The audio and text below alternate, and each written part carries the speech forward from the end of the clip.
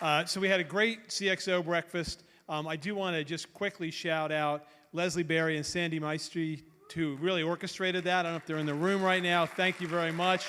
And thank you to all of our table hosts that took time to facilitate discussions. That was great.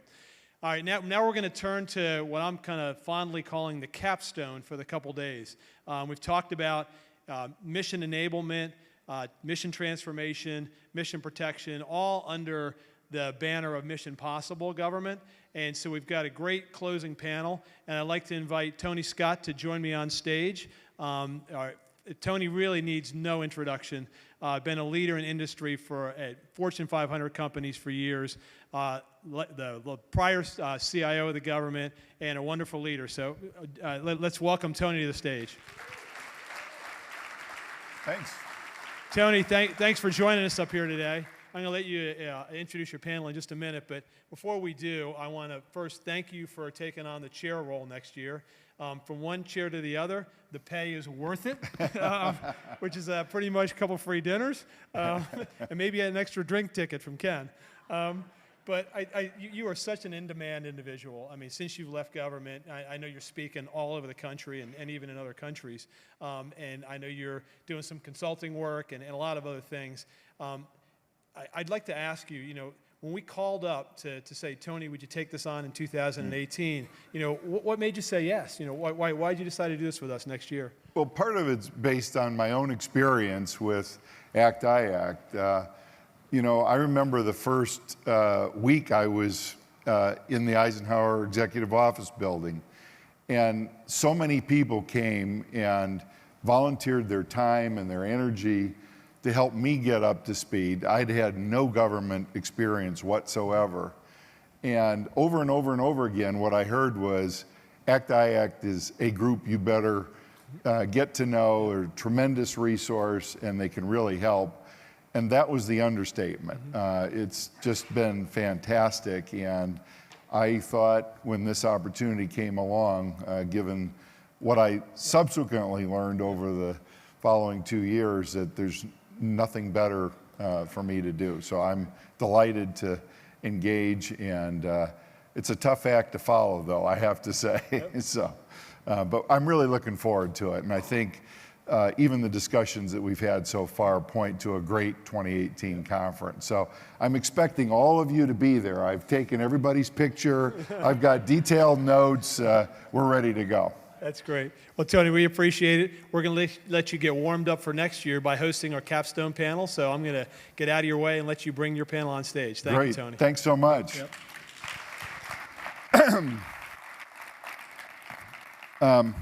So let me bring my panel up.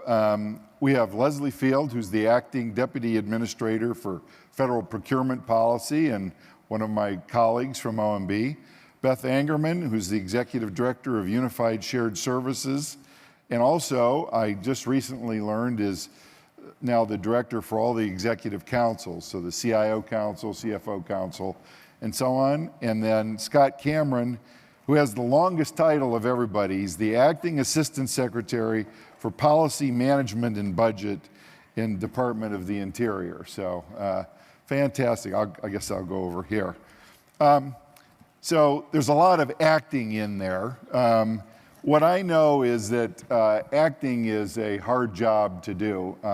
Why they call it acting, I don't know, because everybody I know who's been in one of those acting roles is actually working harder than anybody else I've ever seen. And I heard from Margie specifically, and I want to also give a shout out to Margie.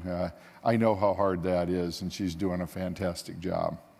But acting is a tough role in any agency, and I know what some of the effects of that are. It can make you feel sometimes like you're doing 2 or 3 jobs, you're still trying to move the ball forward, and so on.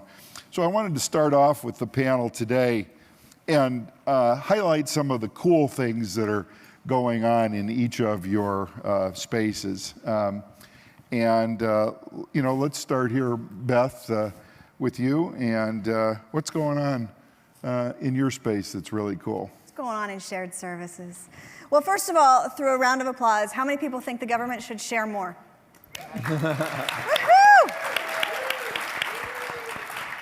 I agree. Thank you. That's a lot of validation, too. I really appreciate it.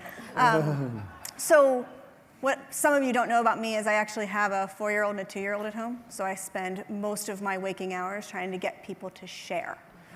And I believe in it, right? And so one of the things when they created the Unified Shared Service Management Office in GSA 2 years ago, we have our own mission. And our mission is really to help agencies better prepare for these transformational journeys. And the journeys are actually even more complicated when you really talk about, when you talk about agencies just doing it themselves, it's hard enough. When you talk about agencies trying to share and come together to share either a system or a process, it complicates even more so. And so our office is focused on trying to help agencies. We have the benefit of history. So we have best practices, we have lessons learned. I also have a playbook to really help them start to think more about what we don't do enough of, and that's the planning, the early upfront exercise of being able to say, why does this mission support function? Why is transforming this function going to help me deliver my mission to the taxpayer better? Right? Really thinking through what their end state org structure is going to be and helping them think through what the success of this transformation should look like at the end. And then in addition to that, really helping to formulate and understand the strategy for shared services going forward based on emerging trends in the market. We're doing a lot of outreach to industry because we believe that there are so many things changing about technology that we should be considering as we think about the future of shared services. And so we're very excited about what we're doing, working really closely within GSA and with the agencies and with OMB to think about shared services of the future. Leslie. Yeah, great. So on the acquisition front, we are really looking at what we buy and how we buy it. And I agree with Beth that we need to share more. So in the category management initiative, we're really looking at how we buy our common goods and services. And it's about 65%. So 65% of the $470 billion that we spend every year is really for common goods and services, right? And so we are looking at how to buy those better, how to leverage our vast buying power. We are the largest buyer in the entire world. We don't always act that way, so we are trying to help agencies move in that direction. If you do that right, we can take those resources that we historically used on buying sort of common requirements and redeploy those on higher value, higher impact kinds of projects. A lot of those are in the IT space, so when you think about what you can save through category management and then reapplying those resources to sort of the higher impact IT modernization efforts that are going on at the agencies, I think we can have real impact there. We're also looking at innovation in the acquisition space, and when you look at the 2,000-page FAR in fine print, sometimes it's hard to imagine that innovation can happen, but it can. And so we have convened a council of the Acquisition Innovation Advocates. So each of the big agencies is going to provide some top cover. They have labs where they're running through some of the new and innovative ways to think about acquisition. And I think we are really beginning to build that memory, build that muscle. And I look forward to a little bit more there. And then finally, you can't do this without your people, right? You can't do this without training your folks in the right way. We stood up the Digital IT Acquisition Professionals Program a couple of years ago. We've got about 60 graduates who've gone back to their agencies and are talking about how great it is to do digital acquisition. We're going to scale that up, and I think having those resources back at the agencies is really going to help. Underpinning these three things is really sort of two engagement pieces that I wanted to mention. OFPP has put in place the Mythbusters campaign. I think you all are familiar. We can talk about this a little bit more. Oh, good. I hear clapping. That's good. Validation. All right. But we're focused now on debriefings. I think that came out of one of the panels. And how do you do debriefings better so that the folks who won and the folks who lost can do a better job the next time. And then the other piece is the ACT 360. So just want a quick show of hands. How many vendors out there have actually filled out an ACT 360 survey? So we have lots of work there to do. It is a pilot right now. We'll come back to it in just a minute, but it is a pilot effort to get vendor assessments on how well an agency did a specific acquisition, right? So not just generally speaking, how did you like working with XYZ agency, but on this particular transaction, how did the agency do? And I will tell you one thing, that there's an innovation question in the 15 questions that we ask, and were you allowed to be or encouraged to be innovative was number 14 on the bottom of the list. And so I think there's a lot of work there. We're going to scale that pilot up to be a more broadly based survey, so hopefully next year when I come, more folks will have had a positive experience with that. All right, and Scott? Okay. The themes of this ELC are very relevant to what we're trying to do at the Interior Department: customer service, transformation, and engagement. So Interior is a field-oriented organization. We've got 70,000 employees in 2,400 locations scattered around the country.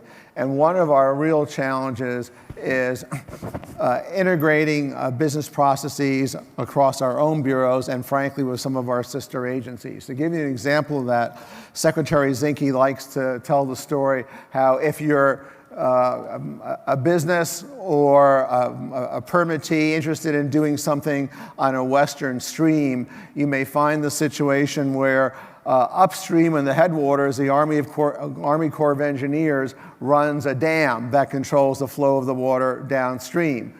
In that stream, you may have an endangered salmon that's regulated by the Commerce Department's National Marine Fisheries Service. You may have an endangered trout that's regulated by the Interior Department's Fish and Wildlife Service.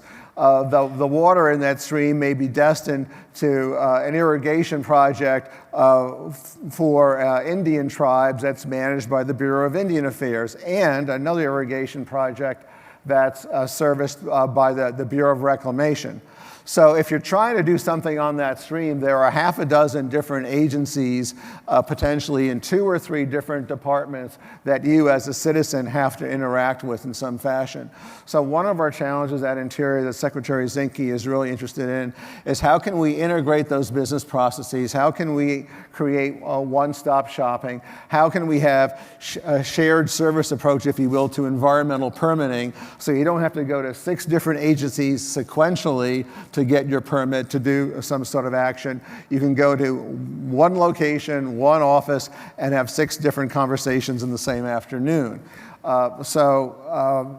These are some of the issues that we're wrestling with at Interior. To some extent, it's getting back to basics. We're a field-oriented organization. That means we deal with geography.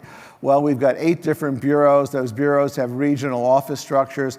Guess what? Those regional offices all have different boundaries. So one of the things that we're looking at is asking the question, well, could we create a situation where all of our bureaus actually have the same geographic boundaries for their regions? So sometimes it starts with the basics. Cool. And I forgot to introduce you, so I'll let you Quite all right. take the stage. I apologize. My notes Thanks, failed me here. I'm Dave Grant, and I am the Associate Administrator for Mission Support at FEMA. I just finished a stint as the acting deputy, and I appreciate that, and I will pass those claps on to our staff because it's been a little bit busy of late. Just a little bit. So the theme I picked up from this conference is a mission possible. And our organization is called Mission Support. I added it up the other day, 6 different cabinet agencies in my career, and I think I've noticed a theme of management maturity. Those organizations that are higher on the management maturity scale tend to have a very tight coupled relationship between the mission support organizations and the forward-facing mission organizations. Those that are less mature tend to have a more fractured relationship. I don't know if you've seen that yourselves, but I have noticed that. So when I think of mission support, I think of how tightly coupled we are with our mission. So at FEMA, which is a great organization to work for, as I'm nearing the end of my career, it's very easy to see the impact that we have on the support side on the ultimate customer, if you will, the survivor. So it's a really easy connection to make. And in that regard, the connection between our mission, forward-facing mission, and mission support is very tightly coupled. They cannot exist without us. My boss, my former boss, who I acted in his job for a while, retired admiral from the Coast Guard, once said to me that, for example, IT in FEMA are equivalent to the ships and planes of the Coast Guard. They are the tools by which we implement our mission in the Coast Guard to FEMA. And I thought about that for a minute, and it's true. The mission support functions that we provide, the CXO Council, which we're talking about here, really are the tools by which the forward-facing mission is relying upon to meet its mission. Without it, it can't happen. And the more mature organizations realize that, they're tightly zippered, they're tightly coupled, and there is a reliance and a dependency. So I sort of, when I have a town hall meeting, I don't refer to us as mission support, I refer to us as mission critical. And that tends to work with our internal customers as well. So some examples that we have with that. FEMA has to be very flexible. We're really not that big an agency. We only have about 5,000 permanent full-time employees. Then we have 2 other classification of employees that are temporary full-time, and then reservists. So if any of you are thinking of wanting to support FEMA, you can sign up to be a reservist, and we can recall you, and you can deploy to Puerto Rico or to the wildfires or something like that, and really help citizens on their worst day. But in order to do that, you need human capital. We're hiring thousands of people right now in Puerto Rico to fill the actual mission of FEMA. So the response organization and the recovery organization are wholly dependent upon mission support to get the staff in on a just-in-time basis. They need to be outfitted with IT. We actually will take an iPad and have people walk through the neighborhoods and sign up where they are when they need support, rather than having them try and traverse roads that may not exist to get to a common site. Let's say in a department store, 20 miles away, we actually send them out with IT products. So they need us to do that. We also have our procurement shop who actually gets the products to the people who need the work through contractors. So I'll send one other shout out to the folks here from the contractor community. If you sign up a contract to be a partner with FEMA, understand you're a partner with FEMA. On a bad day, that call's going to come sometimes at 3 o'clock in the morning and say, we need you to start shipping the water right now. So you're part of the team, whether you're on the contractor side or the employee side. You are FEMA at that point, and you represent us, and you are a partner with us. So it's an incredibly fulfilling organization to work with. As a matter of fact, when we had one of the preparatory meetings for this, I had 2 of you, I don't know who they were, but it was about 2 weeks ago, come up, 2 vice presidents of company come up and tell me that their staff did not want to be taken off the FEMA job because they've never been so fulfilled in their career, because they saw how they were helping people at call centers who didn't have anything left. And those people were calling in and getting services from us, and they really felt fulfilled. So I'll put that little shout out that even on the contractor community, when you join us, you're actually part of the team, and it's a great product to provide. So there's my Cool. opening. Thanks, Tony. And one of the things that you shared as we were talking before the panel was some of the progress that FEMA has made just in a couple of years using data differently. Absolutely. This is one of the things that I wanted to hit on, even with our other panelists here, is, IT is not a static thing in the federal government. It actually is improving, and Chris talked about the need to accelerate the rate at which it's improving. But could you talk just through some of those quick examples of things that you can do now that even a year or 2 you might not have been able to do? Just a couple of years ago, we did not have some of that capability. Thank you for bringing it up. So I'm going to read to you one thing before I start to talk, and if you're interested, you can go to disasters.geoplatform.gov. That's a site that we work with our partners. So speaking of Interior, USGS, NOAA, FEMA, and other agencies, we compile data and actually put it in a public forum so that our state and local partners can see real-time information that we're gathering that can help them make decisions. And a good example of how we're using that is in the floods in Texas when Harvey, which was a very powerful storm, but the most difficult part was it parked itself right over the coast, and 50 inches of rain fell in just a few days in many areas in Houston. And we started looking at the data that we collected with our partners in Interior. And talk about partnership, it's not just the mission support. When we activate our National Response Command Center, we actually have almost every agency in government, most of you in here have folks sitting in that NRCC 24 hours a day, 7 days a week. And I can remember going over and talking to the Interior folks, because we were pulling that data and using it to tell the state and local officials, just if you recall, I forget the name of the levees that were north and west of Houston that were getting near the tipping point, and they actually, the Army Corps of Engineers had to open them up and start to let water flow through that flooded those neighborhoods. But we told those communities 3 days in advance that was going to happen, because we were using the data that we were collecting with our partners, and we were able to affect, the life-saving mission of FEMA 2 to 3 days in advance. It's a great example of using real-time data. And we will collect that data. Another example, and then we'll pass it back to Tony, is in my old world of procurement, where I spent most of my career, when I first got to FEMA, we probably had about 12 to 15 pre-positioned contracts. Those are contracts that we knew we would use on a regular basis.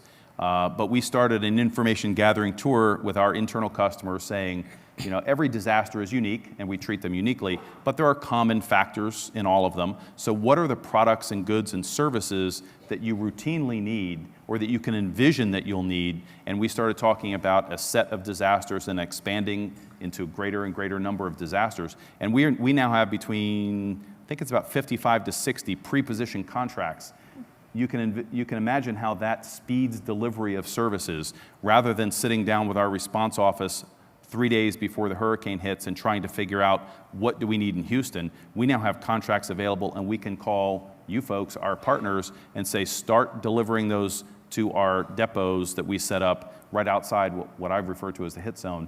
Having those pre-positioned contracts is dependent upon the data that we gather with our customers. That's the engagement, that's the conversation that we have to have years in advance and months in advance to set those contracts up, and it actually positively affects our outcome, the ability to deliver the product. That's great. Beth, you've had a lot of experience with shared services across the federal government, and I think we've made great progress over the last several years. But like the examples we've just heard, these shared capabilities across agencies has been kind of a good holy grail for us to aim at. Can you talk a little bit about the work you're doing to establish some of these standard capabilities and kind of how that's going? And also, do you need help? And if so, what is it? So one of the lessons that we've learned is that everybody wants the benefit of shared services, but they don't want to define upfront what we're actually sharing. And so what we're working on is my office has created a methodology. We're calling it the Federal Integrated Business Framework. It's a methodology that our agency partners, Treasury, OPM, GSA, DHS, are helping us create the content for, which says we need to focus on, first of all, what are the common services within each mission support area? Let's define what they are. Let's define financial management and break it down by which services are provided. And we do this for all of the mission support areas. And then let's take it to the next step and say within that, what are the capabilities we need? So we've all been talking about outcomes a lot. But what we always do in government is we kind of go back to the idea of let's talk about the process, right? Let's talk about how I do it today. Let's not talk about the outcome. This methodology forces us to think about the outcomes in a common way. And what are the truly unique things about federal government? And what are the things that we believe are common enough that we can leverage commercial technology to use? And then the next step is really about talking about the data. So if we focus on outcomes, and then we focus on what data needs to move among these different systems to enable an integrated framework, and how can we define that data in a consistent way, and can we use the kind of standard conventions that we know are already a part of industry so that we can leverage that industry technology and not have to rebuild something for government-specific definitions that we don't really need. And if that framework, once that framework is completed, then I think we're able to really leverage some of the category management principles that we're talking about, which is we can really buy as one government. We can all agree that we're buying the same outcomes. And that's what will lead us to hopefully allowing better technology into this space that will help us get better processes, that will then allow us to also get scale for the taxpayer, because we're all actually agreeing on buying the same thing. And where we actually do have uniquenesses, and I do not want to lead anyone to think we don't, because there really are things about the federal government that we have to do differently because there's legislation that says so. But we actually can address those things separately. And I think that we can actually look at funding those things in its own way because it really is a federal unique requirement. So we're making a lot of progress in completing this Federal Integrated Business Framework, because I think once this kind of the grunt work is finished, it will open up an entirely new possibility for the solutions that can help us do these things differently in government. Cool. Leslie, we're living in a digital world, and everybody's expecting to have the same kind of experience as they go to work in the federal government as they do at home. I just go to Amazon, I click, I get what I need, and so on.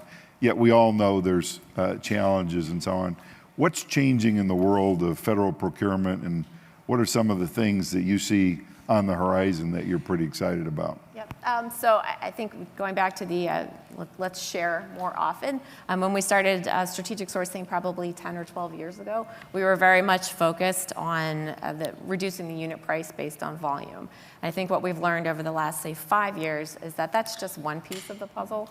Right? We need strategies that we all agree on in order to buy things that make sense for 80% of the time, right? We've got unique circumstances. Agencies have unique needs. We're never going to get to 100% for anything. So we're really just trying to focus on sort of the most common core things that we buy and how we do it. And so what we learned is that there are a lot of agencies who are sort of buying the same thing. We looked at the FPDS data. We looked at some of the agency-specific data. We looked at it in new and different ways. We stood up a PMO. I mean, a shout out to GSA for helping us stand that up. We started taking the data and looking at what we were buying, and we were finding that we had hundreds of contracts with the same kinds of vendors, for the same kinds of things. And so rationalizing that space, and we introduced the concept of best-in-class contracts. Right? So instead of having every agency stand up their contracts for their own things, we said we probably need a handful. We don't need one, but we definitely don't need 1,000. Right? So we started the best-in-class criteria. We've got, I think, 29 that have now been designated. And so we're pushing agencies to where they can, unless they have a really strong need not to use those kinds of vehicles, to make ordering easier, right? To leverage the scale that we already have, to leverage those relationships. We're also looking at sort of beyond that, how do you implement a vendor management system? We've got some vendors who have hundreds, if not thousands of contracts with the federal government, right? And so how do you take that dynamic and make it work for both parties a little bit better? So I see sort of the common requirements, the transactions becoming a little bit easier and going to a handful of vehicles, using the gateway for those kinds of things. And then on the more complex side, creating those relationships with vendors so that we can do better. And you've also done some work on, I have this belief that everything's been learned, just not by everybody.